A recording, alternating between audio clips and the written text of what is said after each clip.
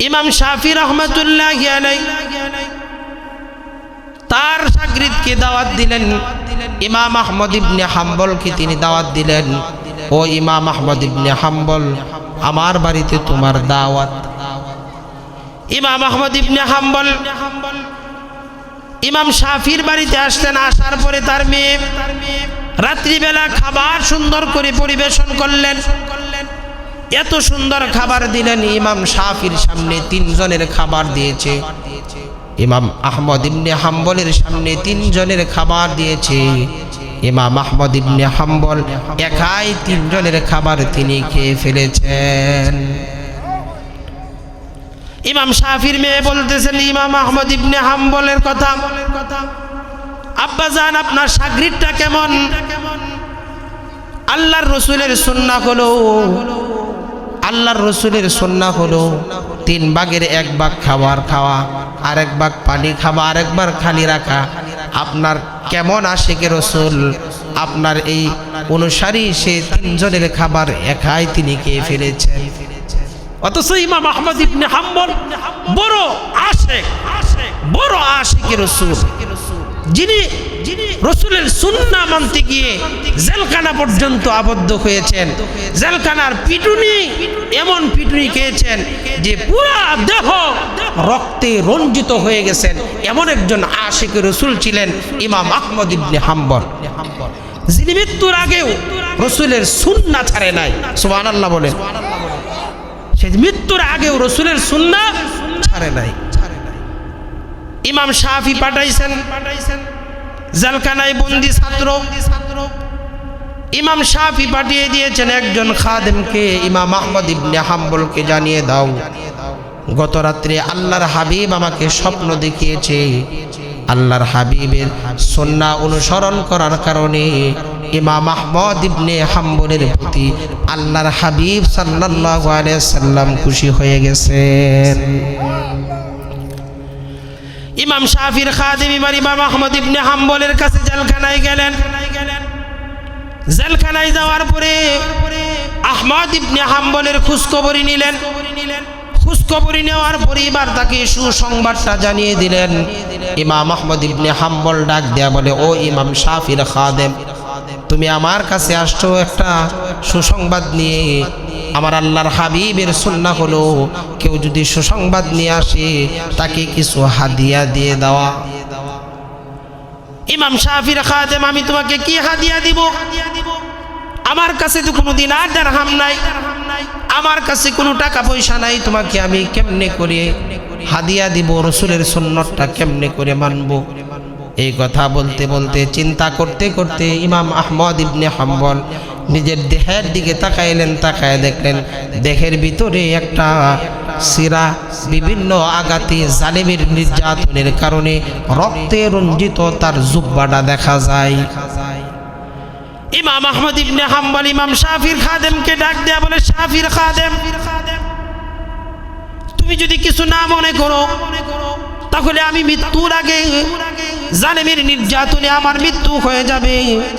আমার মৃত্যুর আগে আমি রসুলের সুন্নাতটা মেনে যেতে চাই। তুমি যদি কিছু না মনে করো তাহলে আমার এই রক্ত ভিজা জামাটা আমি তোমাকে হাদিয়া দিবার চাই। কারণ আল্লাহর নবীর কাছে সুসংবাদ নিয়ে কেউ আসলে তাকে নবীজি হাদিয়া দেওয়া ছাড়া যেতে দিতেন না। ইমাম শাফির খাদেম ডাক দেয়া বলে, শায়েখ, আপনি যদি আপনার রক্ত ভিজা জামাটা দিয়ে দেন, এতদিন পর্যন্ত তো নির্যাতন হইলে আপনার শরীরের ভিতরে লাগার আগে, আপনার দেহের ভিতরে লাগার আগে জামার ভিতরে লেগেছিল। আপনি যদি আপনার দেহ থেকে জামাটা খুলে দেন তাহলে তো জালিমের নির্যাতন সরাসরি আপনার গায়ের ভিতরে লাগবে। ইমাম আহমদ ইবনে হাম্বল ডাক দেয়া বলেন, ও খাদেম, জালিমের নির্যাতন আমার শরীরের মধ্যে লাগার কারণে যেই পরিমাণ কষ্ট আমার হবে, আমি যদি মৃত্যুর আগে আমার হাবিবের সুন্নাহ মেনে না যেতে পারি, তার থেকে বেশি কষ্ট আমি আহমদ ইবনে হাম্বলের দিলের ভিতরে লেগে যাবে। ইমাম আহমদ ইবনে হাম্বল সাথে সাথে জব্বটা খুলে দিয়ে দিলেন। ইমাম শাফির খাদেম এবার ইমাম শাফির কাছে আসলেন। ইমাম শাফি জিজ্ঞাসা করলেন, খাদেম, ইমাম আহমদ ইবনে হাম্বলের কাছে গেছো, তোমাকে কিছু হাদিয়া দেয় নাই? ইমাম শাফির খাদেম ডাক দেয়া বলে, শায়েখ আপনি কেমনে জানলেন আমাকে ইমাম আহমদ ইবনে হাম্বল হাদিয়া দিবে?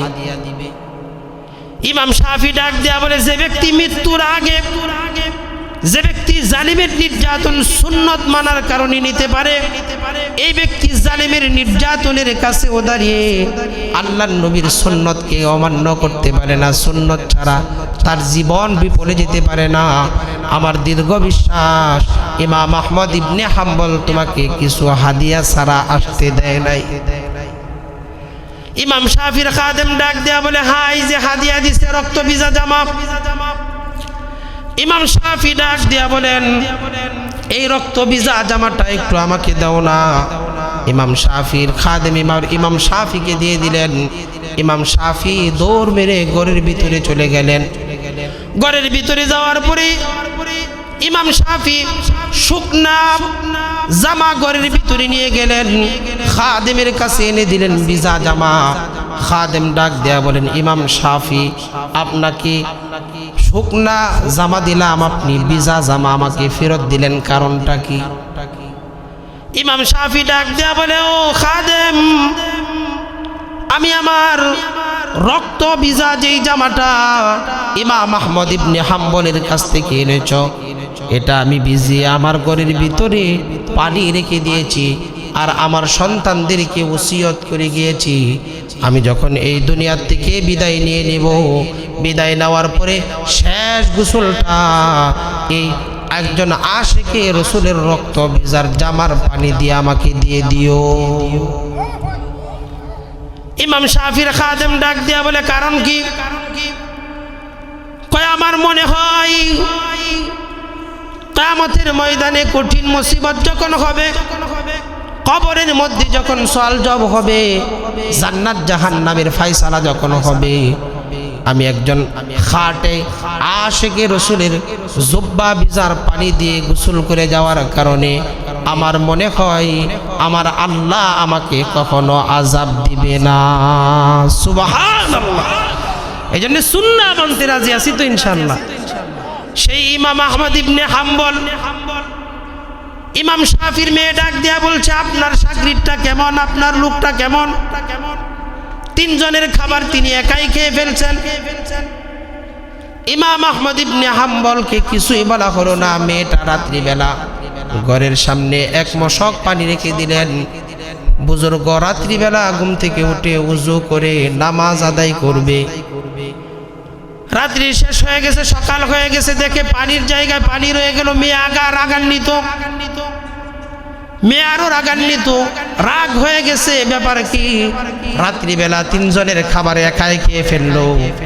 আবার শেষ রাত্রিতে এখনো পর্যন্ত উযু করে নাই, নামাজ আদায় করে নাই। এমন আশিকে রসুল তো আমি দেখি নাই আব্বাজান, এমন আশিকে রসুল আমি আর দেখি নাই।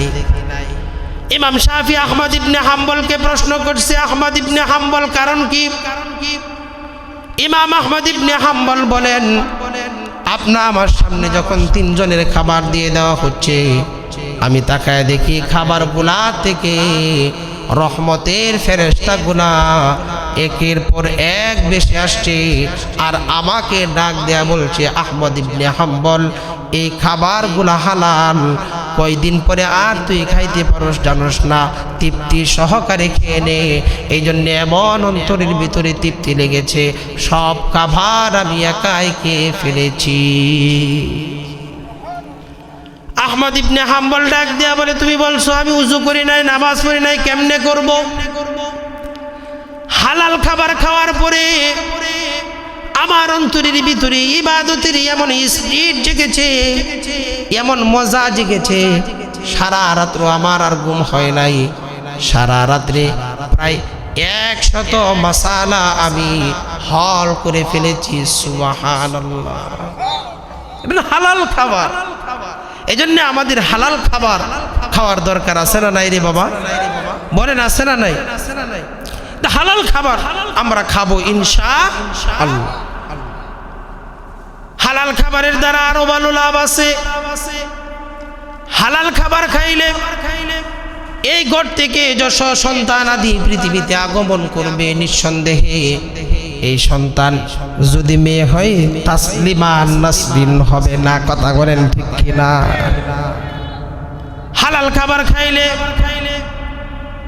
খাওয়ার পরে যেই সন্তান আল্লাহ পৃথিবীতে দিবেন, নিঃসন্দেহে মনে রাখেন আব্দুল কাদের জিলানী না হলেও আব্দুল কাদের জিলানীর মতো আল্লাহ বানিয়ে দিবে। এই জন্য হালাল আমরা খাবো ইনশাআল্লাহ। আমরা সবাই জান্নাতে যাইতে চাই। আল্লাহ জান্নাতের ব্যাপারে সুসংবাদ দিয়েছেন। আল্লাহ বলছেন ওয়াসিকাল্লাযীনা তাকাউ রাব্বাহুম ইলাল জান্নাতি যুমারা হাত্তা ইযা জাউহা ওয়া ফুতিহাত আবওয়াবুহা ওয়া ক্বালা লাহুম খাযানাতুহা সালামুন আলাইকুম তিবতুম ফাদখুলুহা খালিদিন। আল্লাহ বলছেন জান্নাতীদেরকে একত্রিত করা হবে। জান্নাতীদেরকে একত্রিত করার পরে ফেরেশতারা বেষ্টন করে তাদেরকে জান্নাতের দিকে নিয়ে যাওয়া হবে। জান্নাতের এত সুন্দর একটা সুন্দর রাস্তা করবেন, এত সুন্দর রাস্তা করবেন। আমাদের দেশে প্রধানমন্ত্রী যদি আসতো তাহলে তার জন্য রাস্তাটা কেমন সুন্দর করে সাজানো হতো। দুনিয়ার মানুষের জন্য যদি সংবর্ধনা দেওয়ার জন্য যদি এত সুন্দর হয়, আমার আল্লাহ আপনাকে আমাকে জান্নাত দিবেন। ওই আল্লাহ আমার আপনার জন্য সুন্দর করে সাজাবেন কি সাজাবেন না? জান্নাতীরা এবার রাস্তার উঠবে, রাস্তাটা আল্লাহ এত সুন্দর করে সাজাবেন, এত সুন্দর করে সাজাবেন। রাস্তা দেখেই জান্নাতি লোকগুলা জান্নাতের রাস্তার মধ্যে বসে যাবে আর বলবে এটাই জান্নাত, এর থেকে সুন্দর আর জান্নাত হতে পারে না।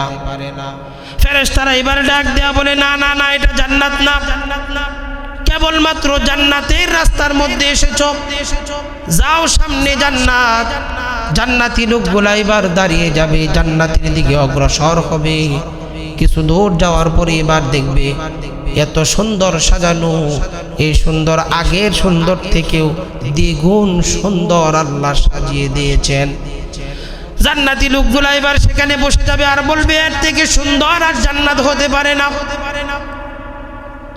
ফেরেশতারা ডাক দিয়া বলবে না না না না, কেবলমাত্র জান্নাতের গেটের সামনে আসছো, তাকায়া দেখো লেখা আছে, যে লেখাটা হযরতে আদম আলাইহিস সালাম জান্নাত থেকে আল্লাহ বের করার পর শত শত বছর পর আল্লাহকে বলছিলেন, আল্লাহ জান্নাত থেকে বের করার সময় একটা নাম আপনার নামের সঙ্গে দেখেছিলাম, আপনি সেই উসিলায় আমাদেরকে মাফ করে দেন।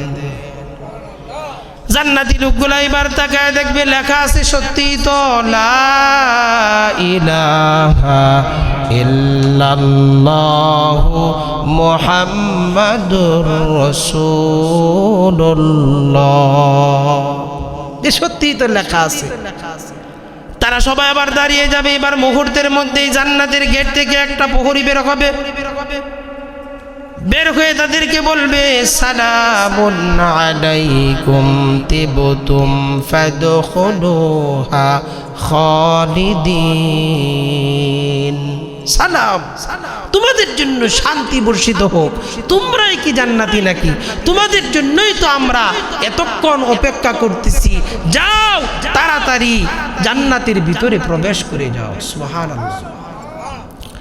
জান্নাতি লোকগুলা এবার জান্নাতের ভিতরে প্রবেশ করে দেখবে এত সুন্দর নিয়ামত, এত সুন্দর করে সাজানো, এত সুন্দর করে সাজানো। জান্নাতি লোকগুলা সুন্দর সাজানো দেখে তাদের মনের অজান্তেই বলে ফেলবে وقالوا الحمد لله الذي صدقنا وعده وأورثنا الأرض نتبوأ من الجنة حيث نشاء। বলবে وقالوا الحمد لله الذي صدقنا, আলহামদুলিল্লাহ দুনিয়াতে জান্নাতের সুসংবাদ শুনেছিলাম, কিন্তু এত সুন্দর করে আল্লাহ যে জান্নাত সাজাবেন, এত সুন্দর জান্নাতের সুসংবাদ আমরা দুনিয়াতে শুনি নাই। দুনিয়াতে যা শুনছি তার থেকেও দ্বিগুণ যিনি জান্নাতের মধ্যে দিয়ে দিবেন তিনি কে? জান্নাতের মধ্যে সবথেকে বড় নিয়ামতের নাম হচ্ছে আল্লাহর দিদার। জান্নাতের মধ্যে সবথেকে বড় নিয়ামতের নাম কি? সবাই বলেন, আল্লাহর দিদার। সব বিচার যখন আল্লাহ শেষ করে ফেলবেন, আল্লাহ জান্নাতীদের কাছে যাবেন, জান্নাতীদের কাছে গিয়ে বলবেন, ও জান্নাতীরা, তোমরা জান্নাত পেয়ে খুশি না বেজার? আমরা যারা জান্নাতি আছি, আমরা যদি আল্লাহ দয়া করে দেয়, আমরা কুম আল্লাহ, আমরা যে ইবাদত করছি আমাদেরকে যে তুমি জান্নাত দিচ্ছ এটাই তো বেশি। আমরা যারা সাধারণ মানুষ আছি আমরা কিছুই বলবো না, আমরা তাকায় থাকবো আলেম ওলামা গাউস কুতুব আউলিয়া আউলিয়াদের দিকে। আমরা বলবো, আল্লাহ আমাদের কোনো চাওয়া নাই, যদি কোনো চাওয়া থাকে তাহলে তাদের থাকতে পারে, আমাদের না। আল্লাহ রাব্বুল আলামিন এবার আলেম ওলি গাউস কুতুব তাদেরকে জিজ্ঞাসা করবেন, ও জান্নাতীরা, আমি যে তোমাদেরকে নিয়ামতগুলা দিয়েছি জান্নাতের ভিতরে, তা পেয়ে তোমরা খুশি না বেজার? তারা বলবে, আল্লাহ আমরা খুশি না। কয় কেন? কয় আল্লাহ দুনিয়াতে নারী পাইছি, যদিও দুনিয়ার নারীর তুলনায় জান্নাতে আপনি যেই নারী দিয়েছেন কোটি কোটি গুণ দামি নারী আপনি দিয়েছেন। জান্নাতে আপনি বাড়ি দিয়েছেন, দুনিয়াতে আমাদের বাড়ি ছিল, যদিও দুনিয়ার বাড়ি তুলনায় জান্নাতের বাড়ি কোটি কোটি গুণ দামি। দুনিয়াতে আমাদের গাড়ি ছিল, আপনি দুনিয়াতে জান্নাতেও গাড়ি দিচ্ছেন, যদিও দুনিয়ার গাড়ির তুলনায় জান্নাতের গাড়িটা কোটি কোটি গুণ সুন্দর গাড়ি আপনি দিচ্ছেন। তারপরেও আমরা এই সমস্ত জিনিসের জন্য ইবাদত বন্দিগি করি নাই। একবার আব্দুল কাদের জিলানির এক ব্যক্তি জিজ্ঞাসা করছে, আব্দুল কাদের জিলানি, তুমি ইবাদত করো কিয়ার লাগিয়া? কার লাগিয়া? জান্নাতের লাগিয়া? জাহান্নাম থেকে বাঁচতে চাও? আব্দুল কাদের জিলানি কয়, না, আমি জান্নাতের লাগিয়া আল্লাহর কাছে ইবাদত করি না। কয় কিয়া? কয় আল্লাহ আমারে জাহান্নামেই ফালায়া দেব, আমার কোনো আপত্তি নাই, তবে আমারে আল্লাহ যেন জাহান্নামের ওই জায়গায় ফালা যেখান থেকে আমি আব্দুল কাদের জিলানি আমার রব আল্লাহকে দেখতে পারি। সুবহানাল্লাহ। দেখছেন নি কিরকম চালাক? কয় মৌলবীরা ব্যাককল। কয় কিনা? কথা বলেন না কে? কয় মৌলবীরা ব্যাককল, এরা খেত, এরা স্টাইল বলতে বুঝে না। আমি কই মিয়া, মৌলবী যে পোশাক পরে এটি তুমি ছায়াই দেখো না। কথা বলেন ঠিক না বেটি? মৌলবী যে কথা কয় তুমি কথা পাইবা কই? তোমারে মাইক দিলে সেরিবিরি করে ফেলো। কথা কন না? হ্যাঁ, কই মৌলবী কি? কারণ আনারি অশিক্ষিত, এরা দুনিয়ার জ্ঞান নাই। তুমি কি জানো মিয়া? দুনিয়ার জ্ঞান যদি কারো থাকে তাহলে মৌলবীদের থাকে। তোমার কাছে দুনিয়ার জ্ঞান বেশি নাই, শুনে মানে সব থেকে বেশি দুনিয়া আখিরাত পরকাল সব জগতের জ্ঞান আল্লাহ যার মধ্যে দিয়েছেন তার নাম হচ্ছেন মৌলবী। কথা বলেন ঠিক না বেটি? দেখেন না বাইতুল মুকাররমের ইমাম, তার বাবা তারে কইছে, এই ছেলে এটা কি? আমার এই ছেলে দুনিয়ার কিচ্ছু করতে পারবে না, এটা ওবালা ব্যাককল। বুঝছেন নি? তার বাবা কি বলছে? ব্যাককল, এ কোনো কিছু কইরা খাইতে পারবে না। আল্লাহ তার ভিতরে এত ইলম দান করছেন, এশিয়া মহাদেশের মধ্যে শ্রেষ্ঠ একজন ব্যক্তি আল্লাহ এমন সম্মান দিয়েছেন, আজ বাইতুল মুকাররমের ইমাম বানিয়ে দিয়েছেন। সুবহানাল্লাহ। মৌলবীর জ্ঞান আছে না নাই? আব্দুল কাদের জিলানি কেমনে কইছে? কয় আমি জান্নাত চাই না, আমারে আল্লাহ জাহান্নামেই দিয়া দেও, তবে জাহান্নামের এমন জায়গায় রাখো যেখান থেকে আমি আব্দুল কাদের জিলানি আমার রব আল্লাহকে দেখতে পারি। আল্লাহ বলবেন, ও জান্নাতীরা তোমরা গুসা কেন করছো? তোমরা খুলে বলো কি তোমাদের চাহিদা? জান্নাতীরা এবার ডাক দিয়া বলবে, আল্লাহ আমরা দুনিয়াতে যা না পেয়েছি তা চাই। কই কি তা? কয় আল্লাহ দুনিয়াতে তোমার নামের সিজদা করেছি, তোমার কোরআন তেলাওয়াত করেছি, আল্লাহ তোমার নামের রোজা রেখেছি, যত ইবাদত বন্দিগি করেছি সব তোমার জন্য করেছি। যে রবের ইবাদত করেছি ওই রবকে আমরা দেখতে চাই। আল্লাহ বলবেন তাই নাকি? কহা কই যাও, জান্নাতে দারুস সালাম নামক একটা জান্নাত আছে। এই জান্নাতে দারুস সালাম নামক জান্নাতের ভিতরে একটা প্যান্ডেলের আয়োজন করো। এই প্যান্ডেলের আয়োজন করার পরে সেখানে 3টা চেয়ার রাখবা। একটা চেয়ারের মধ্যে আমি আল্লাহ বসবো, আর একটা চেয়ারের মধ্যে প্রধান অতিথি, প্রধান আকর্ষণ আমার বন্ধু, আমার হাবিব মুহাম্মদ সাল্লাল্লাহু আলাইহি ওয়াসাল্লাম বসবেন।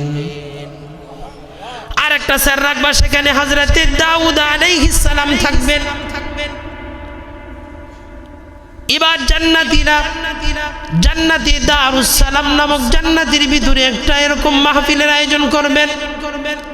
3টা চেয়ার রাখবেন। একটা চেয়ারের মধ্যে সভাপতিত্ব করবেন আমার আল্লাহ, প্রধান অতিথি মুহাম্মদুর রাসূলুল্লাহ, বিশেষ অতিথি হযরতে দাউদ আলাইহিস সালাম। আর সব নবীরা সামনে বসে যাবে। সবথেকে মজার বিষয় হচ্ছে সব নবীদের পরে বসার কথা ছিল হযরতে আদম আলাইহিস সালামের উম্মতেরা। কথা বলেন ঠিক না বেঠিক? আমরা শেষ নবীর উম্মত হওয়াতে আমাদের এত দাম, আমাদের এত মর্যাদা। সকল নবীরা যখন স্টেজের সামনে বসে যাবে, নবীদের পরেই সর্বপ্রথম উম্মতরা যেখানে বসা শুরু করবেন, অন্য কোন নবীর উম্মত বসবেন না। আখিরি জামানার নবী মুহাম্মদুর রাসূলুল্লাহ সাল্লাল্লাহু আলাইহি ওয়াসাল্লামের উম্মতেরা বসে যাবে। তাহলে আমরা কম দামি নবীর উম্মত, বেশি দামি। আমাদের ফাউট ফিট করা দরকার, আমাদের আনন্দ চিত্ত আল্লাহকে জানানো দরকার, আল্লাহ আমাকে শেষ নবীর উম্মত বানাইছো। আমার মতো কপালওয়ালা, আমার মতো ভাগ্যবান, আমার মতো সুনসিবওয়ালা এই পৃথিবীতে কেউ হতে পারে না। কথা বলেন ঠিক না বেঠিক? যেখানে নবীরা দোয়া করছেন, আল্লাহ আপনি আমার শেষ নবীর উম্মত বানায়া দেন। আমরা দোয়া করছি না, কিচ্ছু করছি না, দরখাস্ত নাই, কিচ্ছু নাই, এরপরেও আল্লাহ আখিরি জামানার নবীর উম্মত বানায়া দিছে। আমরা খুশি না বেজার? যদি খুশি হয় তাহলে বিভিন্ন সময় আমার নবীর চরিত্র নিয়ে কথা হয়, আমার নবীর চরিত্রের মধ্যে দাগ দেওয়া হয়। মুসলমান তখন জাগ্রত হও না কেন, রক্ত তো টটবট করা দরকার ছিল। কারণ মুসলমান নিজের জানের থেকেও বেশি ভালোবাসে নবীকে, নিজের মার থেকেও, নিজের বাবার থেকেও সব থেকে বেশি ভালোবাসে নবীকে। তখন তোমরা কোন জায়গায় যাও? একটা নূর নামে একটা ব্যক্তি রসুলকে নিয়ে আঘাত নিয়ে কথা বলেছে, তখন মুসলমান কোথায় ছিল? খালি স্লোগান দিছ, আর জিহাদের বেলা কেউ নাই। সবাই প্রস্তুত হও, আগামীর দিনে আমার নবীর সুন্নাহ নিয়ে যদি কেউ টানাটানি করে, আমার নবীর চরিত্র নিয়ে যদি কেউ টানাটানি করে, নিজের জীবন দিয়ে করেও রসুলের সুন্নাত আর রসুলের চরিত্রের মধ্যে দাগ লাগতে আমরা দিব না ইনশাআল্লাহ। পারবো তো ইনশাআল্লাহ? পারবো তো ইনশাআল্লাহ? দারুস সালাম নামক জান্নাতের ভিতরে এবার সবাই বসে যাবে। 2জন চেয়ারের ভিতরে 2জন বসে যাবে, চেয়ার একটা ফাঁকা। হঠাৎ করে এমন একটা বিজলির আকার ধারণ করবে, মেশকে আম্বর পুরা জান্নাতবাসীর ভিতরে ছড়ে যাবে। হঠাৎ করে আল্লাহ সুবহানাহু ওয়া তাআলা সভাপতির আসনে তিনি বসে যাবেন।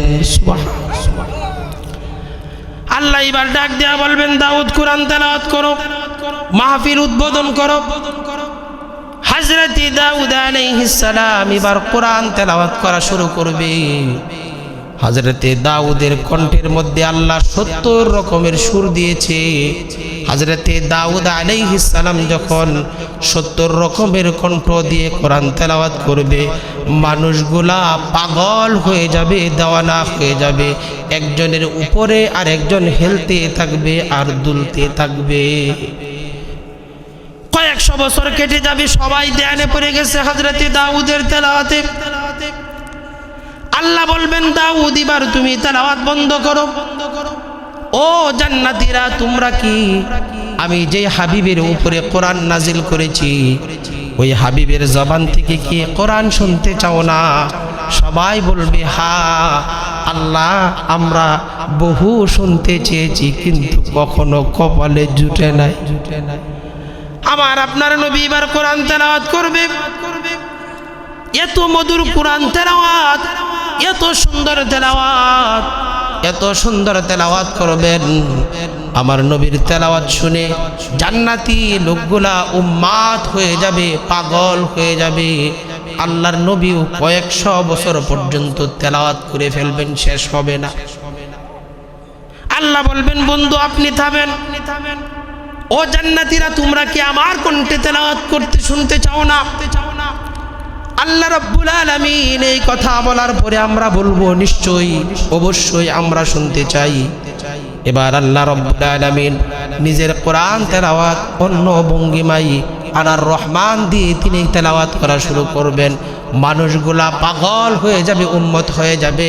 কয়েক হাজার বছর কেটে যাবে, কারো কোনো খেল নাই। আল্লাহ হঠাৎ করে কোরআন তেলাওয়াত বন্ধ করে বলবেন, যাও এবার যার জির জান্নাতের ভিতরে চলে যাও। সবাই যখন যার জির জান্নাতের দিকে চলে যাবে,